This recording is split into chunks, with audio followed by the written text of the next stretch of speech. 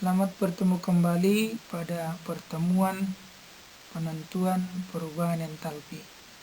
Peserta didik dari pertemuan sebelumnya diharapkan sudah memahami jenis-jenis perubahan entalpi, juga sudah dapat menuliskan persamaan termokimia. Nah, maka untuk selanjutnya pelajaran kita adalah penentuan perubahan entalpi. Adapun kompetensi dasar yang akan kita capai pada pertemuan ini adalah memahami bagaimana cara penentuan perubahan entalpi atau menentukan perubahan entalpi berdasarkan data kalorimeter, entalpi pembentukan, dan energi ikatan, serta berdasarkan hukum Hess. Tujuan yang akan kita capai, peserta didik mendapat mengamati melalui video pembelajaran dari YouTube atau dari aplikasi yang lain, misalnya WhatsApp atau yang lainnya lagi, maka diharapkan peserta didik akan dapat menentukan perubahan entalpi. Penentuan perubahan entalpi dapat ditentukan dengan menggunakan beberapa cara. Yang pertama itu dengan menggunakan kalorimeter. Dengan menggunakan kalorimeter ini nanti dapat kita hitung berapa kalori yang dilepas pada reaksi eksoterm atau berapa kalori yang diserap pada reaksi endoterm. Hal itu dapat dilihat dari perubahan suhu pada reaksi tersebut. Nah, yang kedua, penentuan perubahan entalpi dengan cara hukum Hess.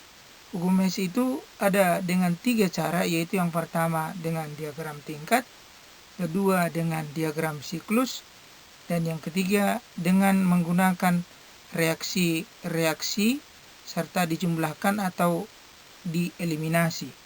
Yang keempat atau yang ketiga, penentuan perubahan entalpi tersebut dengan menggunakan entalpi pembentukan. Nah, kemudian yang keempat dengan menggunakan energi ikatan.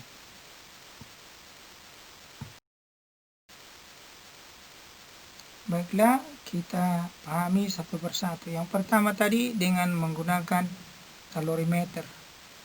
Apa itu kalorimeter? Kalorimeter adalah alat yang digunakan untuk mengukur panas reaksi.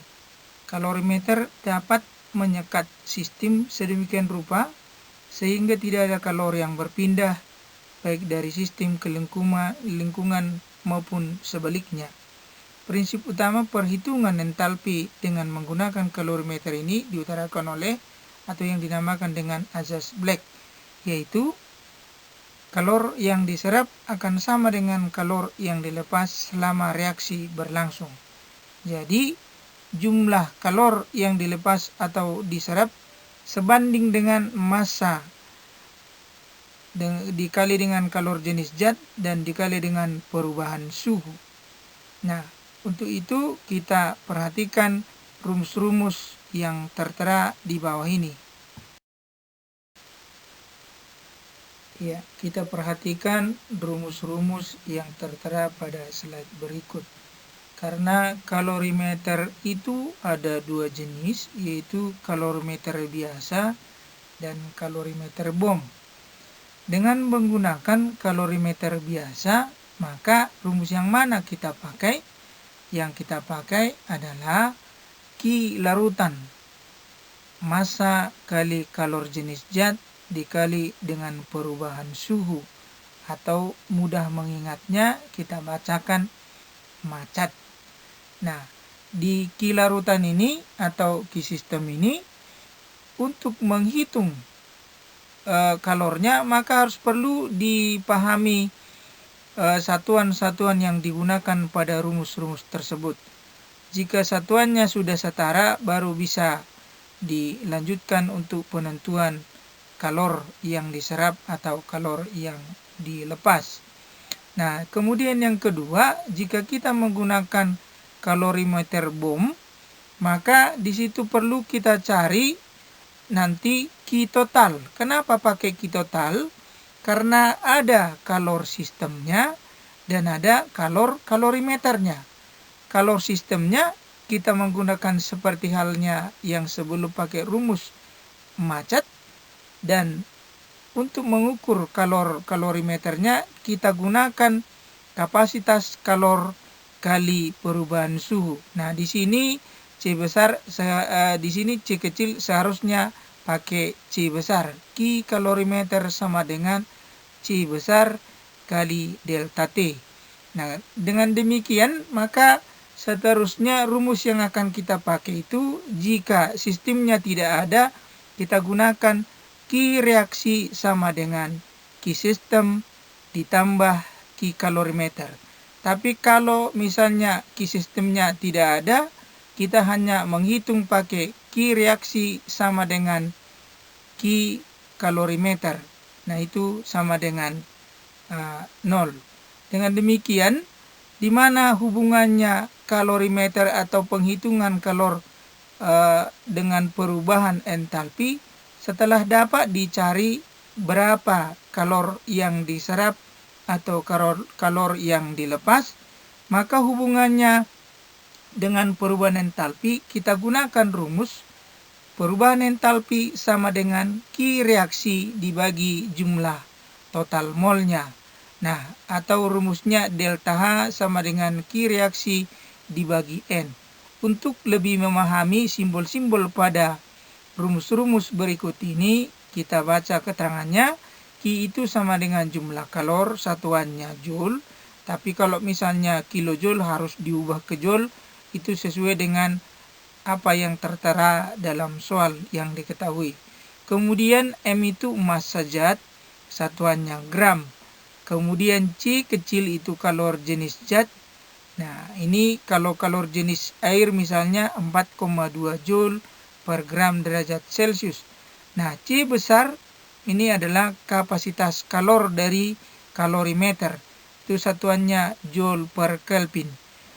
Perlu diingat di sini, kalorimeter yang baik adalah jika kalor tidak banyak diserap kalorimeter tersebut. Nah, kemudian delta T itu adalah perubahan suhu selama berlangsungnya reaksi. N sama dengan jumlah mol zat. Iya, itu lebih memahami penggunaan atau perhitungan berapa perubahan entalpi, kita lihat contoh soal yang berikut, yang nomor 1.